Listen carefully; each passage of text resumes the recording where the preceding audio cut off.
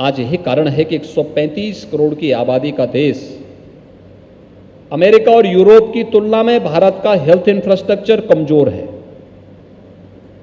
लेकिन मृत्यु दर दुनिया के अंदर सबसे न्यूनतम भारत का है। अमेरिका की आबादी, अमेरिका दुनिया के अंदर सबसे बड़ी अर्थव्यवस्था है, सबसे बड़ी सामरिक ताकत भी है, लेकिन अमेरिका की स्थिति क्या हो गई? अमेरिका की आबादी भारत की 1/4 है, लेकिन अमेरिका के अंदर कोरोना से होने वाली मौत के आंकड़े भारत से दुगने हैं। यानी भारत की आबादी का 1/4 देश अमेरिका, हेल्थ इंफ्रास्ट्रक्चर भारत से अच्छा, लेकिन मौत भारत से दुगनी अमेरिका के अंदर हुई है। ये चीजें दिखाती हैं नेतृत्व की कसौटी क्या होनी चाहिए। ये प्रधानमंत्री जी ने दुनिया के नेताओं के सामने साबित किया है, अपनी कार्य क्षमता के माध्यम से, अपनी कर्मठता के माध्यम से, अपनी संवेदनशीलता के माध्यम से। और काशी को इसका श्रेय इसलिए भी मिलता है क्योंकि मोदी जी देश की संसद में प्रतिनिधित्व काशी का करते हैं, काशी की ओर से करते हैं, और इसलिए काशी वासियों का मैं इस अवसर पर हृदय से अभिनंदन करता हूं। काशी के साथ आज हमें चौरी चौरा के इस महोत्सव के साथ जुड़ने का सौभाग्य प्राप्त हो रहा है। भाइयों बहनों, चौरी चौरा में हम लोगों ने 4 फरवरी 2021 को इस कार्यक्रम का शुभारंभ किया था और 4 फरवरी 2023 तक ये कार्यक्रम वहाँ पर चलेंगे। अनेक कार्यक्रम चल रहे हैं और हर एक शहीद स्मारक में हम लोग इस प्रकार के कार्यक्रमों को आगे बढ़ाने का कार्य भी कर रहे हैं। प्रदेश का पर्यटन विभाग, संस्कृति विभाग, प्रदेश के अन्य सभी विभाग मिलकर के इस कार्यक्रम को तेजी के साथ आगे बढ़ाने का कार्य कर रहे हैं। चौरी चौरा महोत्सव का शुभारंभ, इस शताब्दी महोत्सव का शुभारंभ प्रधानमंत्री जी के ही कर कमलों से हम लोगों ने प्रारंभ किया था और ये कार्यक्रम चल रहे हैं और आज मुझे प्रसन्नता है कार्यक्रम काशी में आज यहाँ पर हो रहा है। प्रधानमंत्री मोदी जी ने आप सबके सामने, पूरे देशवासियों के सामने एक लक्ष्य दिया है कि हमने 75 वर्ष की आजादी को देखा है, एक उभरते हुए भारत को, एक भारत श्रेष्ठ भारत को हमने देखा है। अमृत महोत्सव में हम लोगों को देश की आजादी के इस उत्सव के साथ जुड़ने का सौभाग्य भी प्राप्त हो रहा है, लेकिन आगामी 25 वर्ष देश की आजादी का अमृत काल होगा। इस अमृत काल को हम किस रूप में, कैसे भारत के रूप में देखना चाहते हैं? जब 25 वर्ष के बाद जब भारत अपनी आजादी का शताब्दी महोत्सव मना रहा होगा, उस समय कैसा भारत आपको चाहिए? कैसा भारत चाहिए? याद रखना, एक समर्थ और सशक्त भारत, दुनिया को नेतृत्व देने वाला भारत चाहिए तो नेतृत्व के प्रति अटूट निष्ठा के साथ ही हर एक व्यक्ति को जो जिस क्षेत्र में कार्य कर रहा है, उस हर व्यक्ति को अपने कर्तव्यों के निर्वहन के लिए अपने आप को समर्पित भाव के साथ कार्य करना होगा, लगना होगा। जो शिक्षा के क्षेत्र में है वह ईमानदारी के साथ शिक्षा के क्षेत्र में कार्य करे, जो स्वास्थ्य के क्षेत्र में कार्य कर रहा हो स्वास्थ्य क्षेत्र में काम करे, जो व्यक्ति व्यवसाय के क्षेत्र में कैसे हम अधिक से अधिक लोगों को आत्मनिर्भर भारत के लक्ष्य को आगे बढ़ाने में अपना योगदान दे सकते हैं, उस दिशा में हम कार्य करें।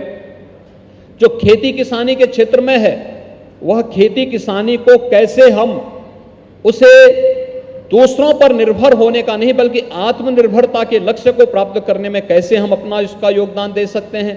हर एक क्षेत्र में जो व्यापक संभावनाएं हैं, उन संभावनाओं को आगे बढ़ाने के लिए हम सबको मिलकर के कार्य करना होगा और हम सबके द्वारा प्रारंभ किए जाने वाली इन योजनाओं का परिणाम भी हमारे सामने उसी रूप में आएगा। हम आज भी इस बात को मानते हैं कि हमें देश की जीडीपी को बढ़ाना है तो हमें उसके लिए स्टेट पर ध्यान देना होगा। स्टेट की जीडीपी को बढ़ाना होगा तो हमें अपने जनपदों पे ध्यान देना होगा। हमें जनपद की जीडीपी को बढ़ाना है तो हमें अपने नगर निकाय और अपने ग्राम पंचायतों को आत्मनिर्भर बनाने की दिशा में कदम बढ़ाने होंगे। ये सब सरकार पर निर्भर रह करके अपने आप को असहाय महसूस न करें, बल्कि अपनी इनकम को स्वयं बढ़ा करके आत्मनिर्भरता के लक्ष्य को स्वयं प्रदान करें, उस दिशा में अग्रसर हों। और ये संभावनाएं हैं उत्तर प्रदेश के अंदर, हर ग्राम पंचायत, हर नगर निकाय के अंदर इस संभावना है और उस संभावनाओं को आगे बढ़ाने के साथ हमें आगे बढ़ना होगा। मैं डीएवी पीजी कॉलेज से इस बारे में यहाँ की प्राचार्य जी और यहाँ की टीम से कहूँगा, काशी विश्वनाथ धाम प्रधानमंत्री मोदी जी की आत्मनिर्भरता के उसी लक्ष्य को आगे बढ़ाने की दिशा में किए जाने वाले कदम का एक बहुत महत्वपूर्ण एक लक्ष्य आप सबके सामने निर्धारित किया गया है और इस दिशा में हमें अब अपने कार्यक्रम को आगे बढ़ाना होगा। विश्वविद्यालय को, महाविद्यालय को इस दिशा में अपने कार्यक्रम रखने पड़ेंगे कि आखिर काशी विश्वनाथ धाम बनने के पहले यहाँ की स्थिति क्या थी, यहाँ की सामाजिक स्थिति, वहाँ की धार्मिक स्थिति, वहाँ पर व्यवसायिक स्थिति क्या थी। काशी विश्वनाथ धाम बनने के बाद कैसे कैसे यहाँ की सामाजिक स्थिति पर, धार्मिक स्थिति पर, आध्यात्मिक स्थिति पर, आर्थिक स्थिति पर परिवर्तन हुए हैं। लोगों के व्यवहार में क्या परिवर्तन हुआ है, टैक्सी चालक से लेकर के और होटल व्यवसाय तक, एक सामान्य पुजारी से लेकर के और प्रत्येक धार्मिक स्तर पर इसका क्या असर पड़ा है। पूरी इकोसिस्टम को बदलने में कैसे काशी विश्वनाथ धाम ने योगदान दिया। एक बहुत अच्छी स्टडी इस पर हो सकती है और फिर उसको पब्लिश करा करके आप किसी भी अच्छी मैगजीन में उसको प्रकाशन भी करवा सकते हैं और उसके नाम से अपने कॉलेज को भी एक प्रतिष्ठा दिला सकते हैं। अपने काशी हिंदू विश्वविद्यालय भी इस दिशा में अच्छा प्रयास प्रारंभ कर सकता है। हमारी आदत क्या है, हम कोई भी कार्य देखते हैं उसकी सराहना तो करते हैं लेकिन उस पर स्टडी नहीं कर पाते, उसको एक डॉक्यूमेंटेशन करने की हमारी आदत समाप्त हो जाती है। हम आने वाली पीढ़ी के लिए कुछ भी ऐसा नहीं दे पाते हैं जो आने वाली पीढ़ी के लिए एक धरोहर के रूप में आने वाले समय में शोध के एक नए उच्च पायदान पर उसे आगे बढ़ाने में योगदान दे सके। मुझे काशी हिंदू विश्वविद्यालय में सत्यदेव मालवीय जी ने एक पुस्तक काशी हिंदू विश्वविद्यालय की स्थापना के समय प्रकाशित की थी, जिसे 1920-21 के आसपास 1920-21 में अंग्रेजों ने उस पुस्तक को यहां से जब्त करवा करके जला दिया था। वो सनातन हिंदू धर्म पर पुस्तक थी। मुझे काशी के ही एक स्कॉलर ने वो पुस्तक उपलब्ध कराई थी और उसकी एक दुर्लभ प्रति मुझे फिर बाद में उसका हिंदी में, इंग्लिश में उन्होंने मुझे उपलब्ध कराई। मैंने उसका हिंदी ट्रांसलेट के लिए दिया कि भाई इसको हम कैसे कॉलेजेस में उपलब्ध करा सकते हैं, स्कूलों में कैसे इसको भेज सकते हैं।